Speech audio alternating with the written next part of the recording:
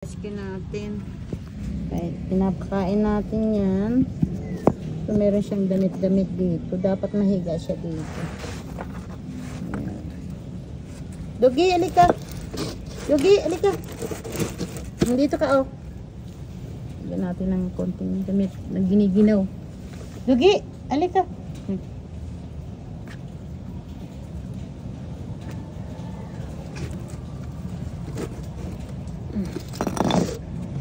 Yan, binigyan siya ng ano siya, shade. Yung damit ko na ano na bigyan natin sa kanya kasi giniginaw. Lugi. Okay ka lang? Ito siya.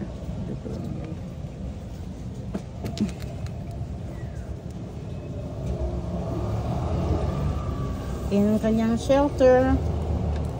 May pagkain siya, binibilihan ko rin siya. Ayan ang mga pagkain niya. Binibilihan natin siya. Ayan ang shelter siya. Ayan si Doggy. Ayan. Ayan. Yung damit ko na hindi ko na ginagamit at ibibigay natin sa kanya. Ayan. Dalhin ko sana sa bahay si Doggy. Kailang marami pang gawain.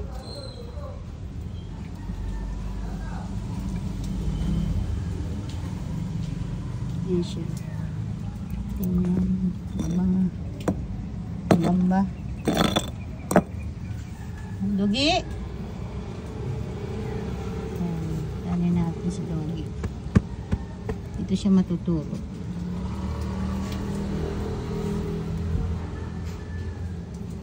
Doggy, alika. Doggy, alika, oy. Dito ka, oh. Dito ka. Alika. Diyan ka, oh.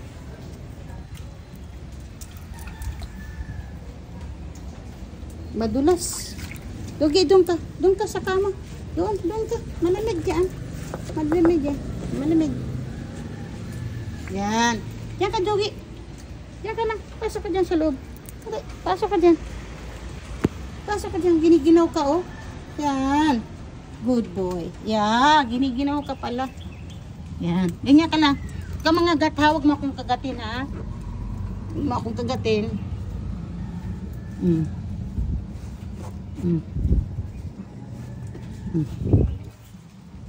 Kaya na yun si Doggy. Magpapahinga muna.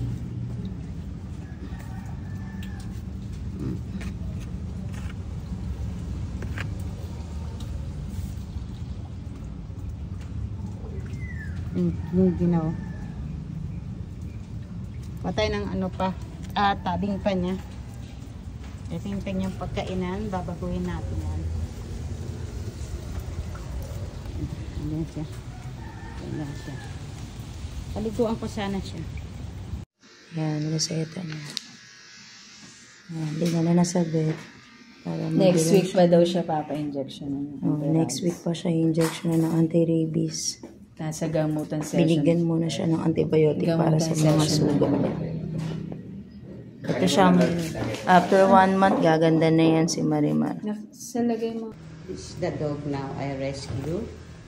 I don't know her name, but I just call her Marimar. I don't know.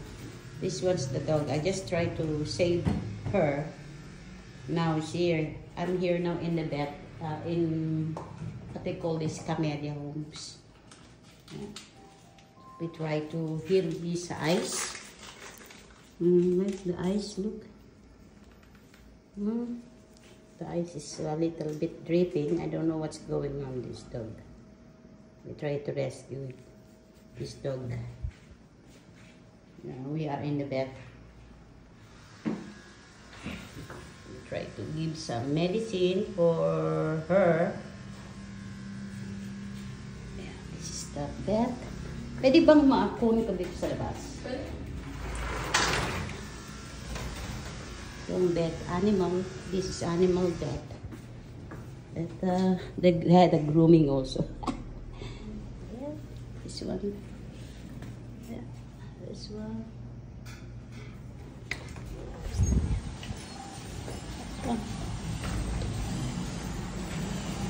Yeah. Tingnan natin ang aso.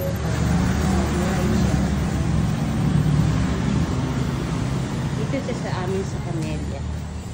Blooming cat dog.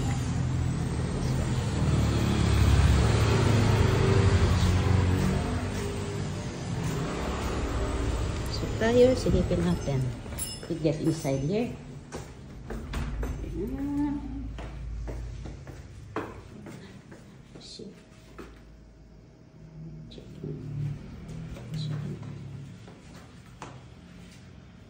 Bale po ma'am, may ituturo po tayo sa kanya, which is ivermectin. Ayun po kasi gagawin po natin yung 4 sessions. 4 to 6 sessions po, most probably, makaka 6 sessions siya. Kasi yung ivermectin po para sa galis niya. Tapos, bukod po sa mga oral na medications, yun din po yung gagawin nating maintenance para mabilis po gumaling yung galis niya. Ayun. Tapos, how long naman bago ma-clear yung galis po kasi usually makakita na po kayo ng improvement niya a week. after ng 2 weeks, 2 to 3 weeks. Okay. Para pagbalik niyo po dito, after 2 weeks po ulit, makikita natin yung improvement. Okay. Ayun. Alright. Na-try niyo na rin po ba siyang liguan? Naliguan ko siya. Naliguan. Cacao shampoo.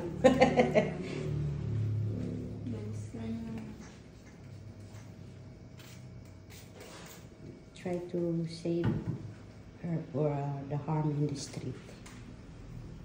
And try to vaccinate it. And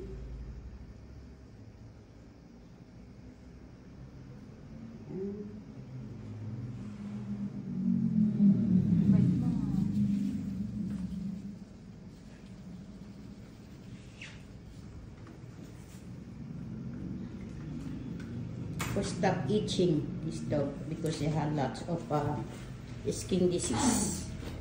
There, he's bum. Come on. Don't worry. Sa taas po muna siya, ma'am.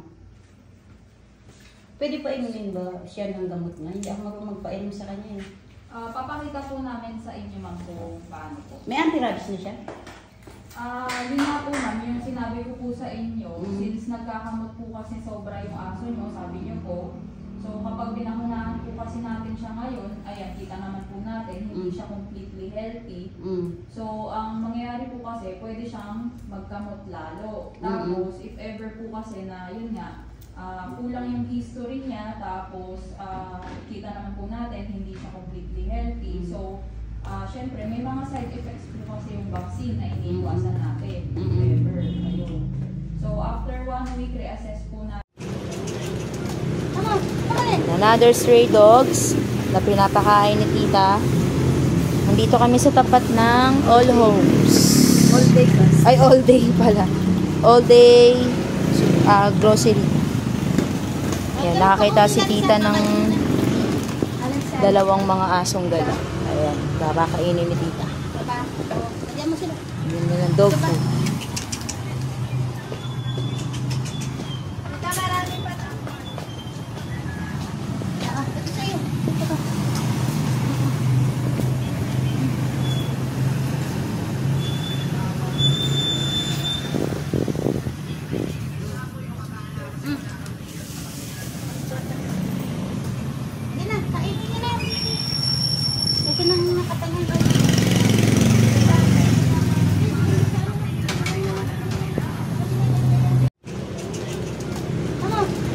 Another stray dogs na pinapakain ni tita.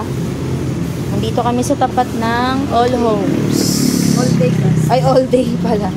All day grocery. Yan, nakakita si tita ng dalawang mga asong gala. Ayan, babakainin ni tita. Yan na ng dog food.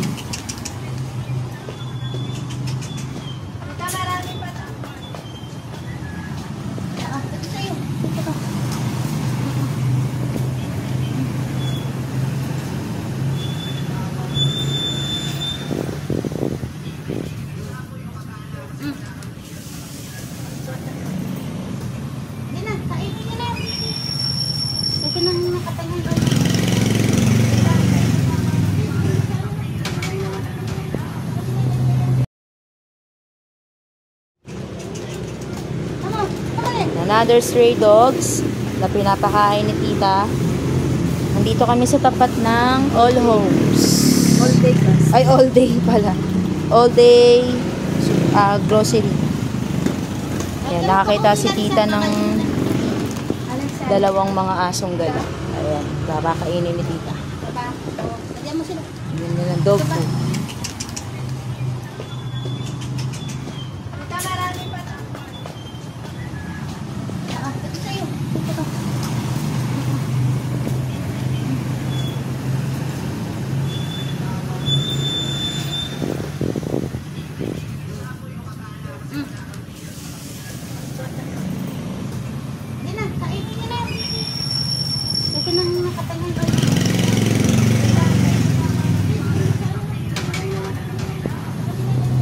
Hello guys, ayan, gagamutin yung sugat ni Marimar.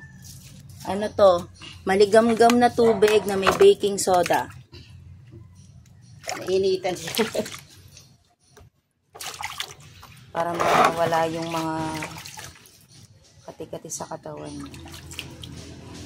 Mainit ba? Hindi naman. Maligamgam. May baking soda yan.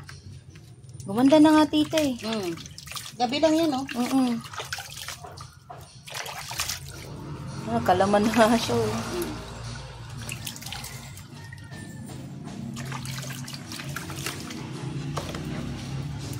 Ilang minuto na. 43 seconds. Sabihin mo, ito yung mga ano niya. Ito may mga... Ito yung ginagamot ni tita. Yung sugat niya sa puwerta niya. Kasi napabayaan to nun. Siguro nung nanganak siya, nakalagay lang siya sa isang lugar na hindi siya hinuhugasan. Kaya yan, na parang nabulok yung ano niya. At galis, sabihin mo. May galis. Pero ano naman na siya. Marami ng changes kay Marimar. Ayan, no, tumataba na siya. Ang laki na niya, oh. Ayan yung tubig, oh. Nag-iba yung kulay ng tubig. Baking soda siya na may maligamgam na tubig. Hot water and baking soda. Yes. Pwede niya yan. Para mabawasan yung kati-kati niya. Tsaka matuyo yung mga sugat.